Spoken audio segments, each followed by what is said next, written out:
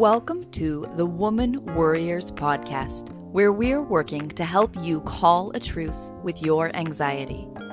The information in this podcast is not a substitute for seeking help from a licensed mental health professional. Now, here's your host, Elizabeth Cush, LCPC.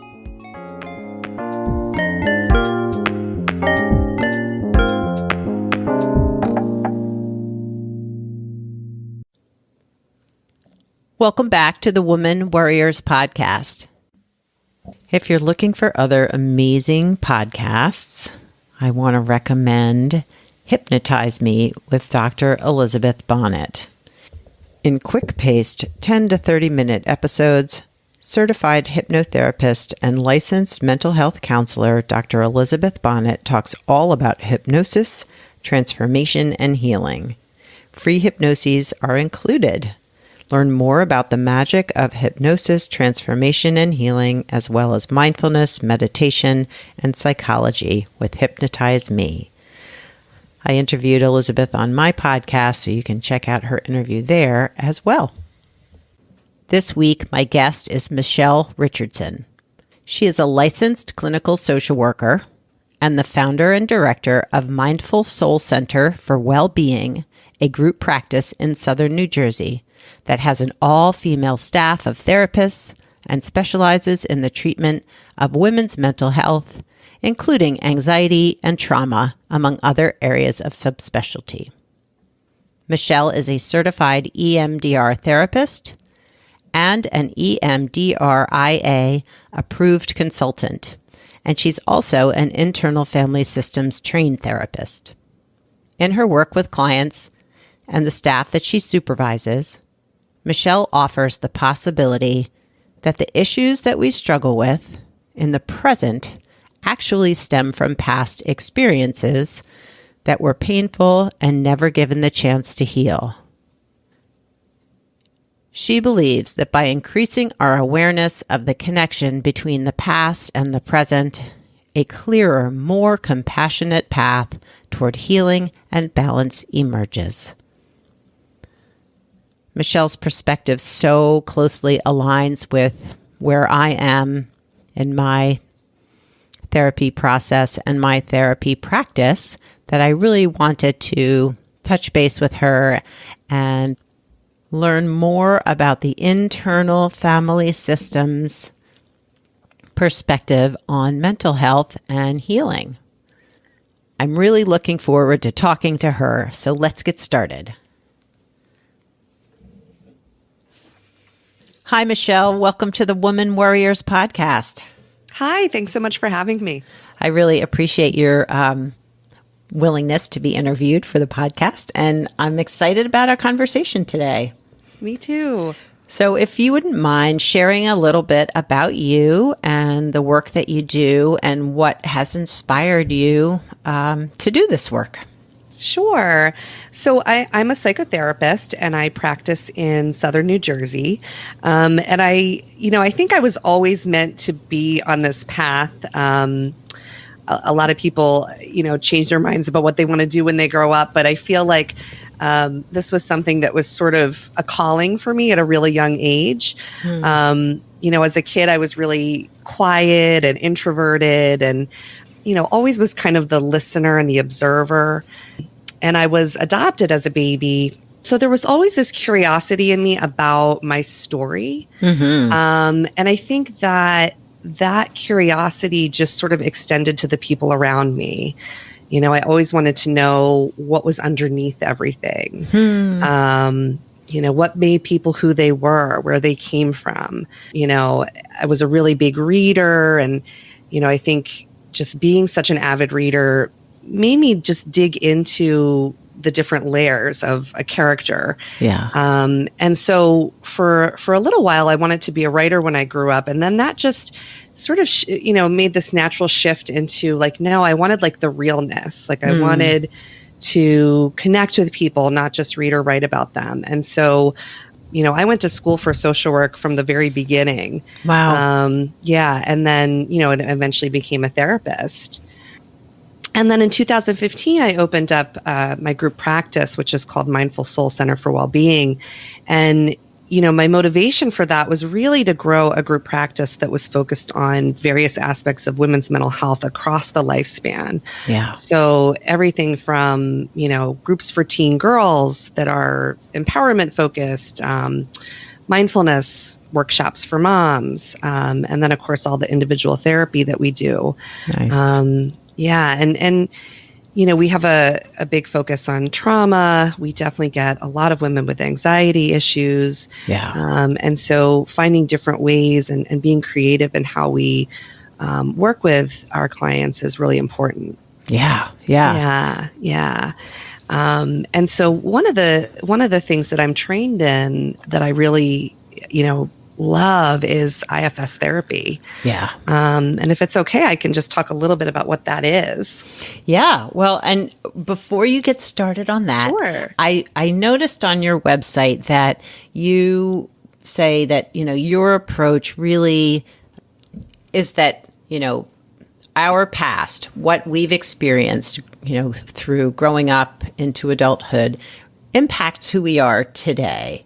And that I guess I'm wondering how that's a little different from the typical sort of, you're diagnosed with this mental health disorder, that, this is, almost identifying more with a disorder than, well, why am I this way? Yeah, totally. Yeah. Mm-hmm. Yeah. I think, the traditional model looks at a presenting set of symptoms, so you have difficulty sleeping, you're having intrusive thoughts, excessive worry, panic attacks, anxiety disorder. Right. Right. And I think that the problem with this is that it's only one piece of the puzzle is the symptoms. Right. And I think it also, in particular with anxiety, but I think with a lot of mental health issues, it creates this sort of war on what the mental health issue is.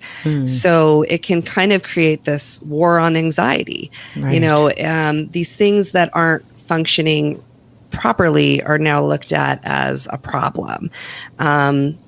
And so sometimes treatment sets up this paradigm of needing to eliminate that problem, suppress that problem, take a pill for the problem, just trying to find a way to make it stop.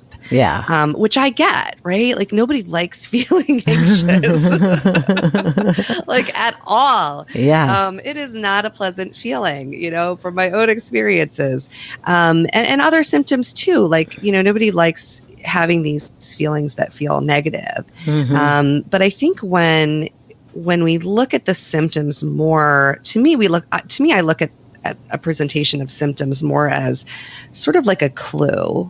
And if I can really be curious about that clue, it's most likely going to have some ties to the past, to past experiences that never really got a chance to heal.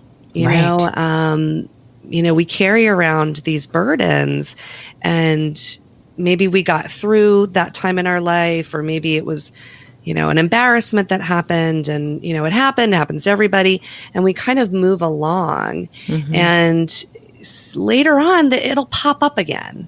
And so oftentimes I find people come to my practice just really wanting symptom relief. And then when we get into it, it's like, oh, wait a second, this might actually be something that I haven't dealt with before. And maybe, we want to make the symptoms feel better, but maybe if we go a little bit deeper and actually do some healing, there won't be a need for these symptoms to keep happening anymore. Yeah. Well, and I feel like, as you said, you're trained in internal family systems, and I feel like that model so supports, that perspective that, there's this stuff that hasn't really resolved and maybe ends up as being parts of ourselves. But I want you to talk more about that. Yes, yeah, exactly. So, so internal family systems is a model that was developed by a man named Dr. Richard Schwartz. And he was initially a trained family systems therapist. So he was a family therapy guy. Right. And so one of the premises of IFS is that we all have these different parts of ourselves, and it is sort of like this own internal family. And I'm sure some of your listeners, I'm a mom of 3 kids, so I'm sure you've got lots of moms and grandmoms and aunts who have all seen the movie Inside Out. Yes. And I think that's a great representation of how we have different parts, and that these parts all kind of can work together or not work together in a way, right? Like, so, every family's different, right?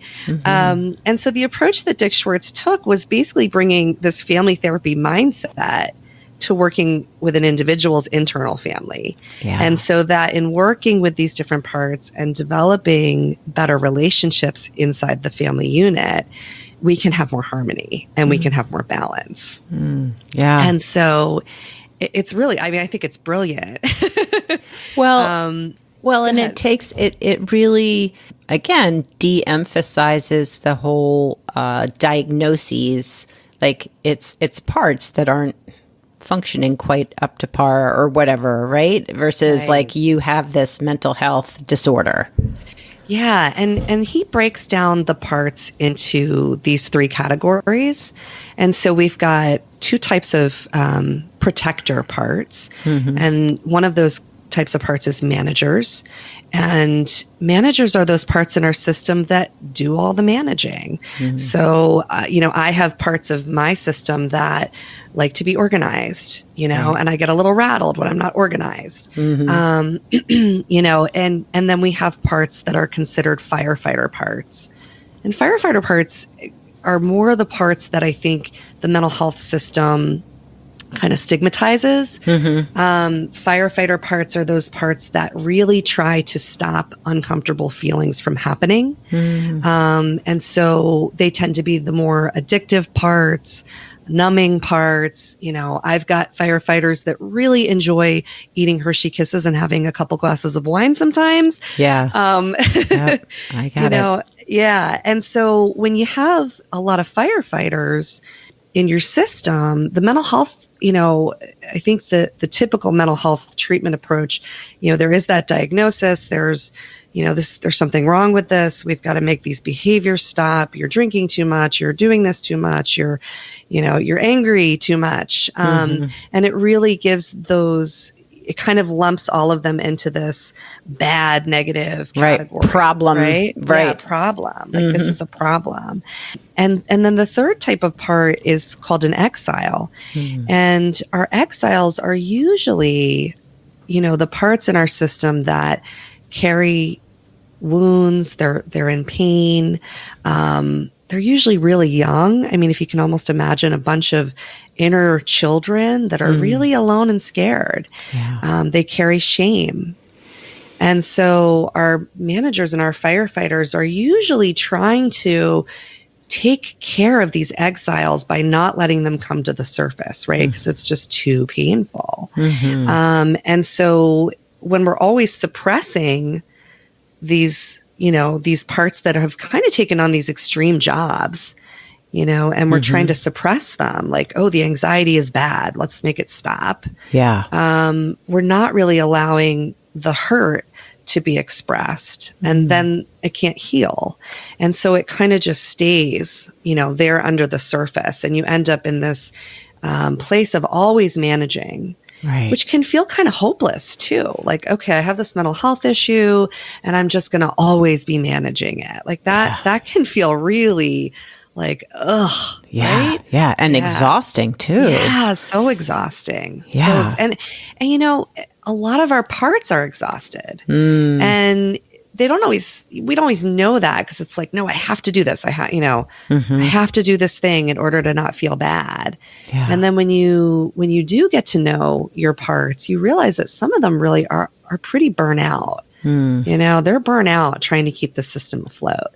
And so there's this other piece of IFS that I think is really, so crucial in understanding the whole thing. And that's this idea that we all have this inner self. And that's a self with a capital S. It's sort of like this active, healing, core part of us. And it's really meant to be the leader of the system, right?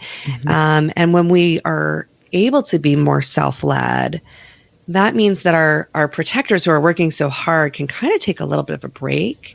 Doesn't mean they go away. We're not trying to make any parts go away.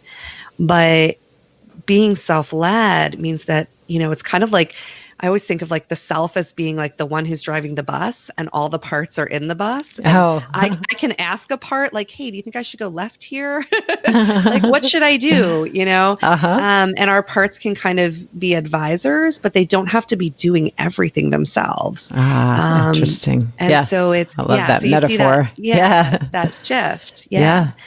And, so I really think of the self as being this like wise and loving core in our system. And so to give you an example of how these parts all kind of work, I was telling you before we started the recording that we had this tornado warning in the middle of the night. So around 3:00 this morning, my husband and I, our phones go off.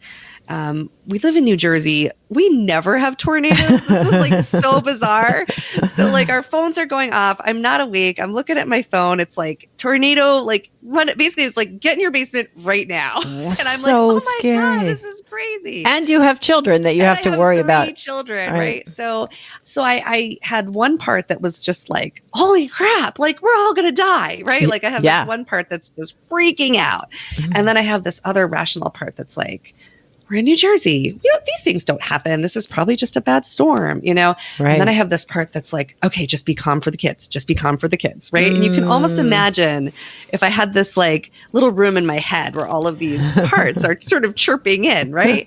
And so I go into my son's room and I think that decision itself was made by the part that was like still kind of freaking out because he's the oldest. And I was like, all right, he can kind of handle me freaking out a little bit. He'll be all right. Right. And then, it was like I kind of needed to pull it together before I got my younger two who are 8 and 4. And, and we all get down in the basement and then I'm able to kind of check in and be like, okay, it's calm now. I was able to unblend a little bit from the part that was freaking out. I was able to kind of just work with my parts a little bit so they could step back. We could get some calm.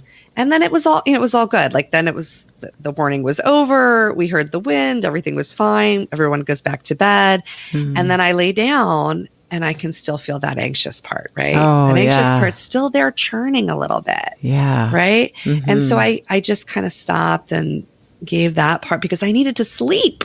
Right. Like I was like, I have a podcast interview in the morning. This cannot be happening right now. I need to sleep. So I get to know my parts, and my parts, because I've done this work, they know the self and they have some trust in the self. So when I have a conversation internally with a part that's really anxious and scared, I can just really kind of bring some calm to that. And then it settles, it starts to settle.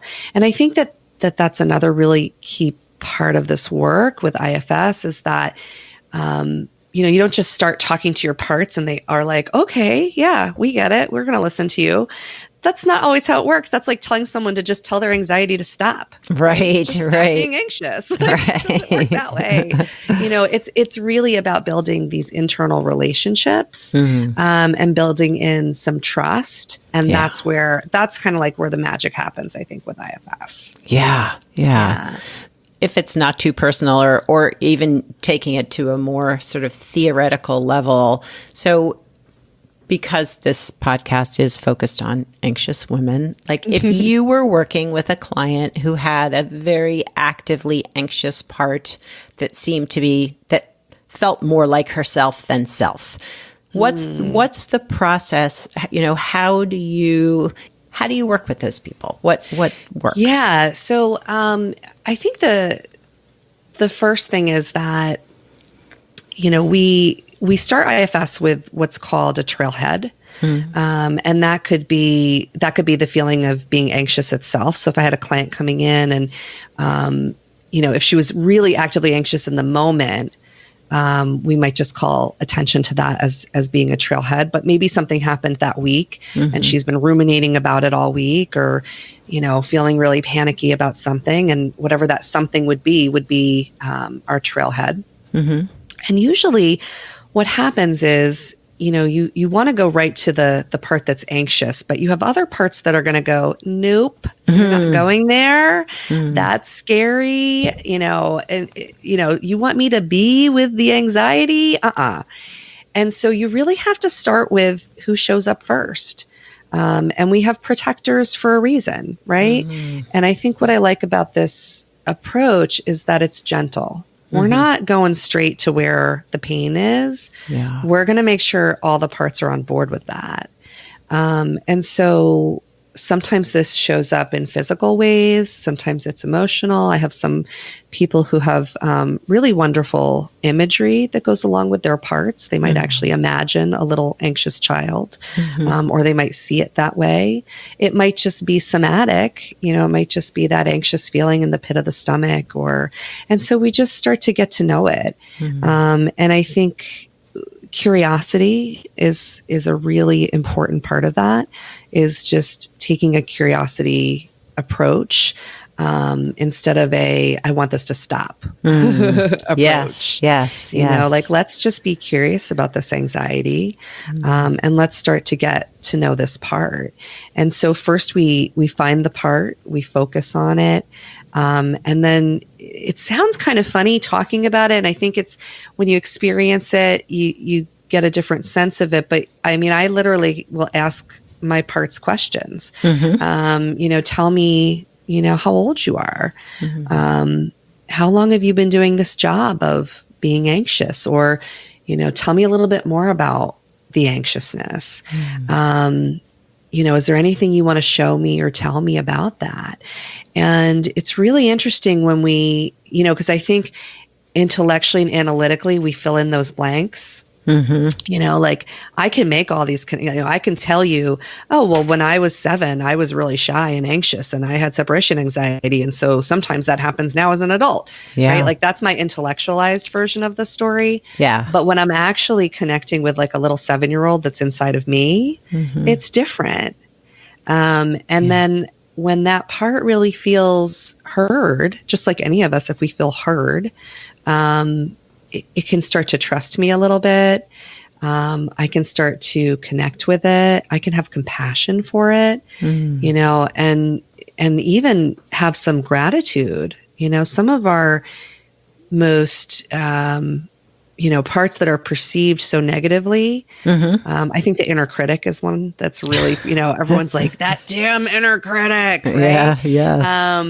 But all parts really have, believe it or not, they all have a positive intent. It may not be working, right? It may not be doing quite what it wants it to do, but even the inner critic is trying to protect us from something. Yeah. And when we get to know the story, which usually does connect to past events, when we get to know the story from the part itself, we start to develop some understanding and some compassion, and even, believe it or not, maybe some appreciation. Like, wow, being the inner critic is a rough job. You have to like sit there and you have to like pick on me all day long, and nobody likes you.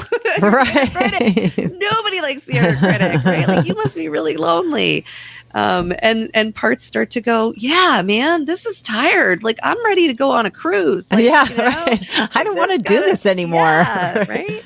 And it's not always as easy as that, but I think you get the sense of how starting to get to know that internal family is really a way to start improving those relationships. And then parts that are doing some extreme things like causing panic attacks or binge drinking, or, some of these parts can start to relax a little. Yeah. And then these symptoms that the person is experiencing also start to come down. Yeah. So, and it's interesting, to me, I think what really was eye-opening for me, or I don't know, maybe what spoke to me about this whole process, is that I just love the idea that we all have this internal self that, and maybe it's hard to find. Maybe we're not quite sure how to listen to that part of us yet, but we all have it. It's all everybody does. Yeah. Yeah. And I love that. I have lots of clients who are like, I don't have a self. I don't think I have one. Right.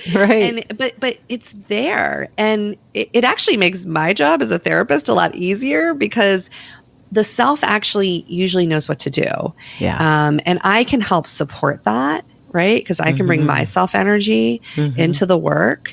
But the client has a self. All of us have a self. Yeah. And so it's really not about creating, I mean, the relationship between me and the client is very important, but that's not the most important relationship. The most important relationship is between yourself and your parts, and so it's fostering that relationship. That's really what I'm doing, right? I'm like the family therapist, right? Helping you be your own internal family therapist. And then once we get rolling, then you can actually start doing that on your own too, and working with your parts and having conversations with your parts, just like I did at, 4:00 this morning when I was trying to go to sleep after this tornado alert, it just changes what's going on inside. It changes what's happening in that inner world. I think we spend a lot of time, running away from our inner world. Yeah, definitely. Yeah. And so going inside can be scary at first. Absolutely. Well, because there's a lot of unknowns in that inner world, and pain for a lot of people as well. Yeah, absolutely. Yeah. I haven't been fully trained in internal family systems, but have done some reading and, include talking about parts in therapy sessions, just in terms of helping people manage sort of trauma symptoms and things like that. And I find that some clients can very easily identify parts. It's as if all I have to do is say, like, talk to me about that part that wants to, whatever. And they're right on it. And other people have a harder time sort of imagining and visualizing and bringing those parts to the surface or seeing them.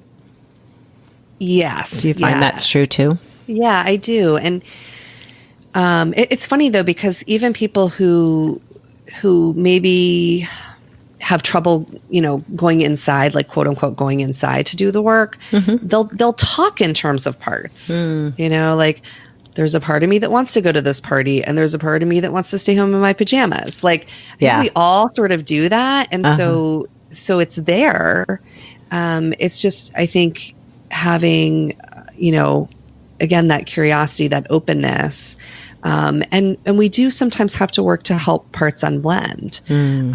Sometimes we are really blended with some of our protectors, especially, we have manager parts that, have been running things for a long time. And so they have trouble unblending. Yeah. I think sometimes, for myself, just speaking from my own personal experience, I have some really intellectualized parts, that are super analytical, of course, right? Like I became a therapist for a reason, like analyzing is something I've always done. Yeah. And so sometimes I have to do a little work myself to unblend from the analytical parts, because the analytical parts, they want to jump in and fill in the blanks.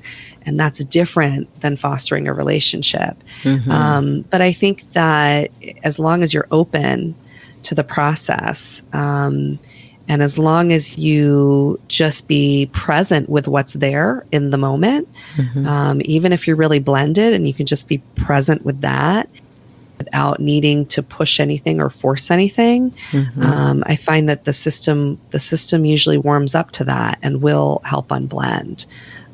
So that you can get to know more and more of the parts that are there. Yeah. And people can have a lot of parts, right? I mean, my gosh. It sometimes it's like millions. I mean, I like, and I have people who like to keep track of them, which is a part, right? We have a part that wants to keep track of all of our parts. But yeah, there's tons of them. And, I try to tell people, like, don't go down the rabbit hole. Like, it's okay. I know every time you turn around, there's a new part. You're like, man, I didn't know I had like 10 5-year-olds in there. But it's as long as you're, again, the presence of self, like self can handle it. I think I went to a training with Dick Schwartz, and he does a lot of demos, and he always says, like, nothing can hurt you if you're not afraid of it. And he says that a lot. And I love that, because it's so true. We go inside of ourselves and sometimes we get scared. And if you just kind of remind yourself that self is there, like nothing can hurt you if you're not afraid of it. And I feel like that really helps bring some calm, into the whole experience. Yeah. Nice. So you had said that you'd be willing to share a meditation with us that helps people sort of, well, you tell us what the meditation's for. Sure. So this is a meditation that I use, and I've modified it a little bit. I actually think that it probably comes from one of Dick Schwartz's meditations. And I'll give you that resource before we wrap up. But he's got a great CD that has a bunch of different guided meditations that are all IFS, and I just love it. So I'm sure this is some kind of derivation of that. But this is just a very, very simple meditation. I'm going to talk a little bit through it, and then I'll get quiet for just a little bit. Okay. And it's really just an opportunity, especially if you're new to this model, to just start to go inside and getting to know a part, and you might notice a lot of parts show up, and we're just going to see if we can get to know just one. So, all right, so I'll get started. Okay, thanks. So if you're listening and you want to get comfortable in whatever way works for you, you can sit or lie down, take your shoes off, just whatever works for you in your system. And since we're exploring the topic of, women and anxiety with IFS, I'd invite listeners to maybe think of a time recently where they experienced feeling anxious. And you could focus on a recent event that triggered the feeling of anxiety, or maybe hone in on something that's a more regular and familiar occurrence of anxiety. And these are just like menu options, some different ways to begin to get to know the parts in your system that are connected to the anxiety. And there's no right or wrong way to do this. So you're just going to pick a trailhead, one of these experiences that fits for you. And once that trailhead's in your mind, you can just start by taking some deep breaths and beginning to connect inside. You might begin to notice certain body sensations or energy getting activated as you explore this experience. And in IFS, we recognize these as parts of the self. As you start to notice these parts, you might be curious about a part that you want to understand a little bit better, or a part that you want to help or have a different relationship with. So just see if there's maybe one in particular, one part that needs your attention the most, or that you're curious about, and put your attention there.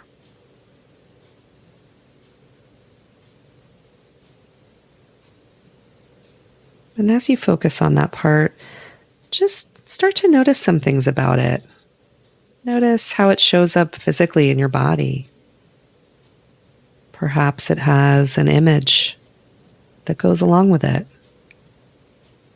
or a color or a texture. It might have all of those things. It might have none of those things, and that's completely okay. You don't need to force anything to happen here. You're just going to notice.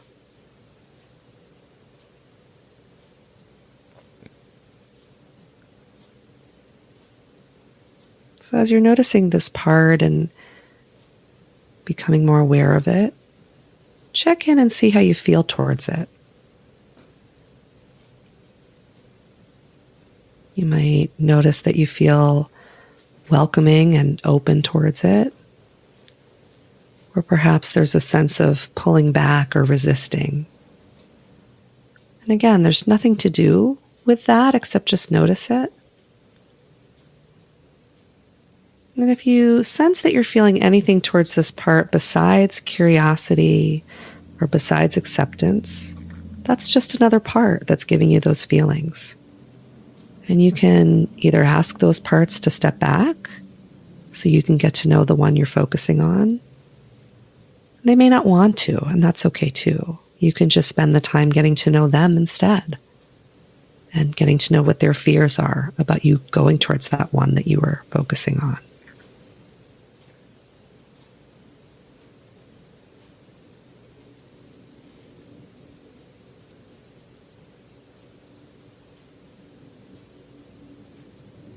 So as you work with this part, you might just ask it what it wants you to know about itself, and if there's anything it wants to show you or tell you about.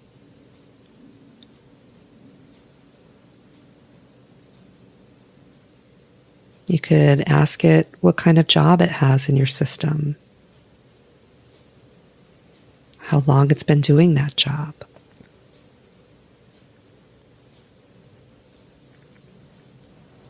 You can ask it how old it is. It might want to show you memories or thoughts. Or perhaps you might experience more or less physical sensation. And just know that however you experience that part is okay.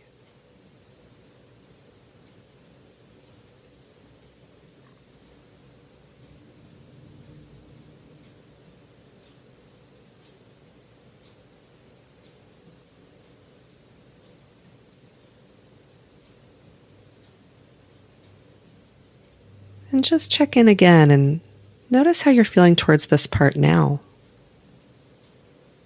You might feel closer to it, more accepting, or even grateful for it. You might be still noticing parts that don't like this one or want to keep you away from it. Again, there's nothing that needs to happen or forced. Just see if you can stay curious about that all.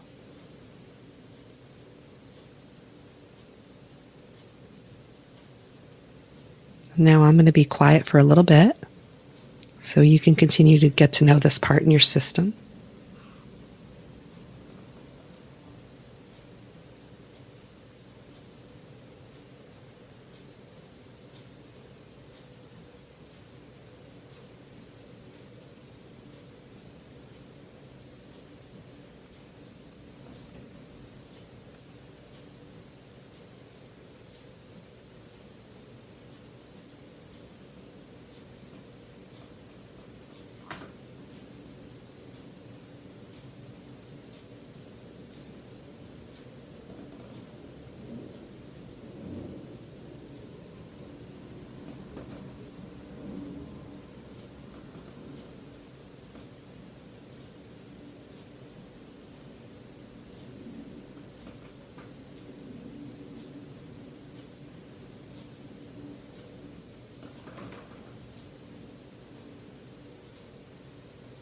So just checking in again, noticing where you are with this part right now, and what's happened in the relationship between you and this part.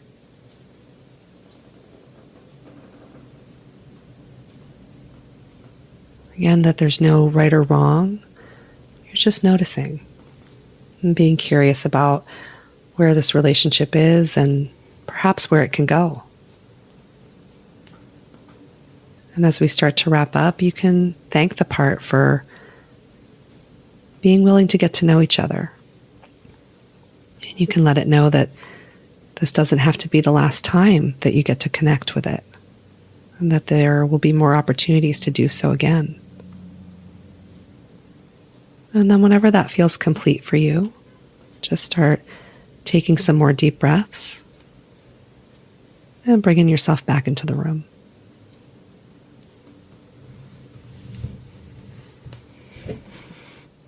That was really great, Michelle. Thank you.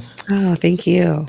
Well, it was interesting because I closed my eyes and followed the meditation as you were talking. And I know we had talked about possibly, working through some stuff here on the podcast versus the meditation. And I opted for the meditation, which I think was one of my parts going, you don't want to go there. You don't want to have her work on your stuff in the podcast. But I did notice that I have a mentoring session coming up a little bit later this morning. And I'm recognizing that, I access this part of me that has been very resistant to doing the homework between these sessions. And I'm like, okay, and how I'm feeling about that. But there was this part that showed up that was like so afraid of disappointment, so afraid of disappointing others. And I'm like, oh, yeah. I know that feeling. I know where that comes from. But two,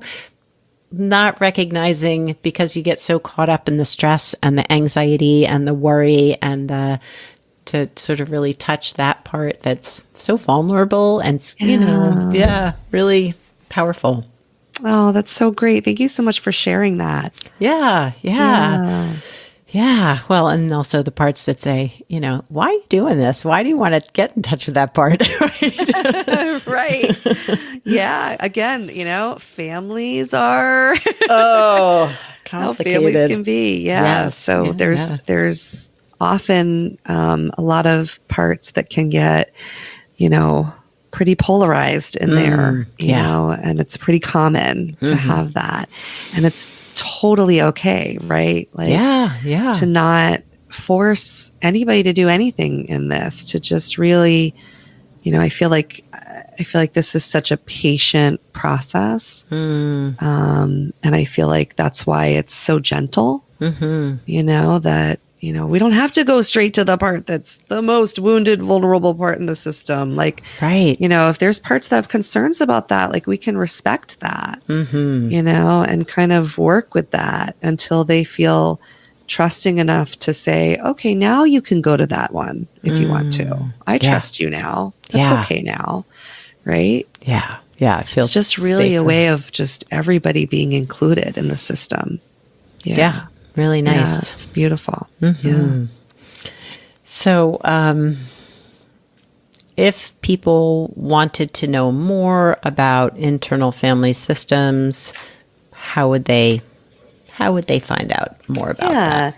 So the Center for Self-Leadership is really they're the people. Yep. They're the IFS people. And let me just see, I had their website. Yep. So their website is selfleadership.org.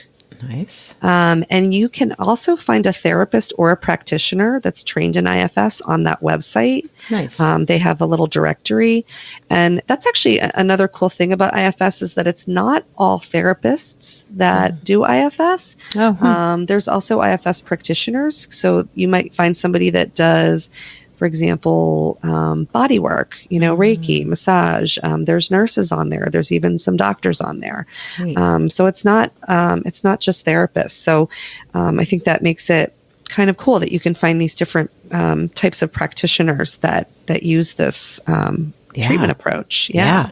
And then they also have a link on there to a bunch of resources and books. And I think if you're just getting started in it, Richard Schwartz has a number of books, but he has one that's just a nice, simple introduction to the internal family systems. Yeah, very easy to read. And very easy to read for everybody. Yeah. I think it's a nice way to start understanding the model.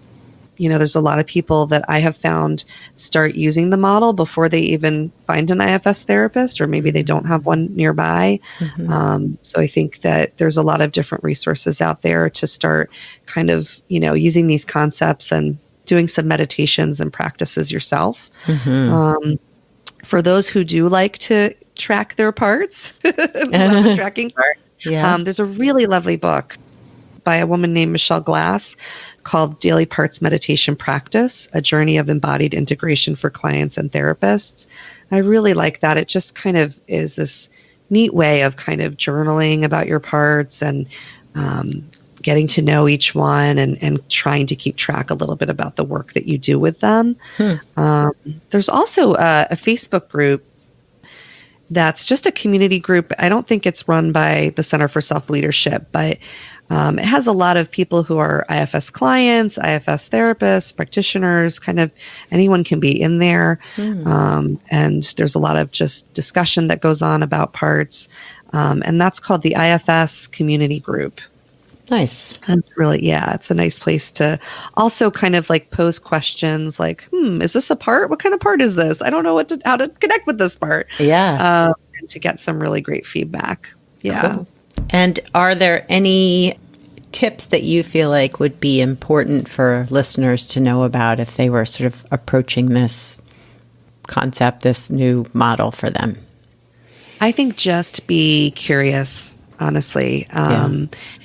Patience, curiosity. I mean, these are all aspects of self-energy. And I think, if you can move away from, and again, it's a part, right? There's a part that wants to fix things. And so there's a part that like takes us to therapy because we want to fix something. And so maybe hold space, I guess, for that part to be there, but for there also to be that curiosity about what that's all about and what's really underneath. I think that's really important. Nice. Yeah. So how do people find you, Michelle? Sure. So my website is mindfulsoulwellbeing.com. And people can email me at michelle@mindfulsoulwellbeing.com.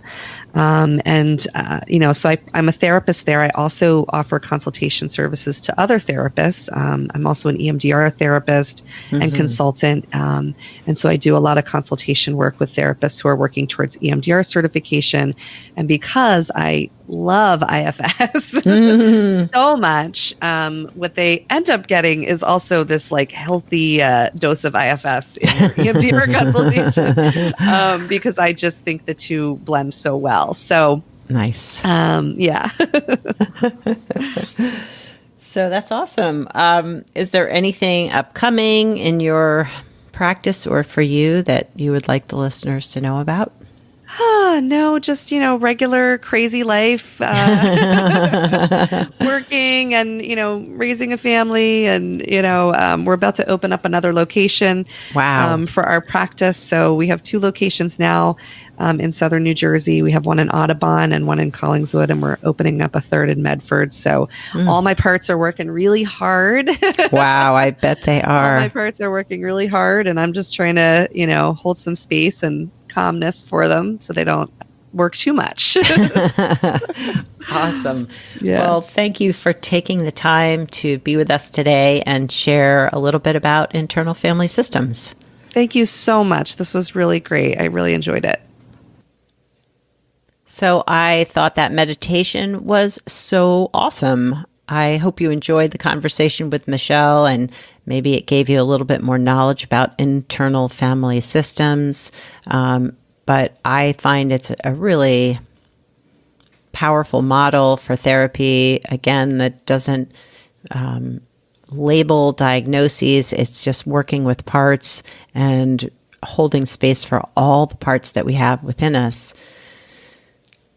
So now it's time for me to do a little work with that part who is so fearful of disappointing others, because she shows up a lot in my life, and I recognize her worry and her fear. So time to do a little of my own work. Well, I hope all of you have an amazing week and move forward with all of your parts with kindness, compassion, and curiosity. Ciao for now from this Woman Worrier.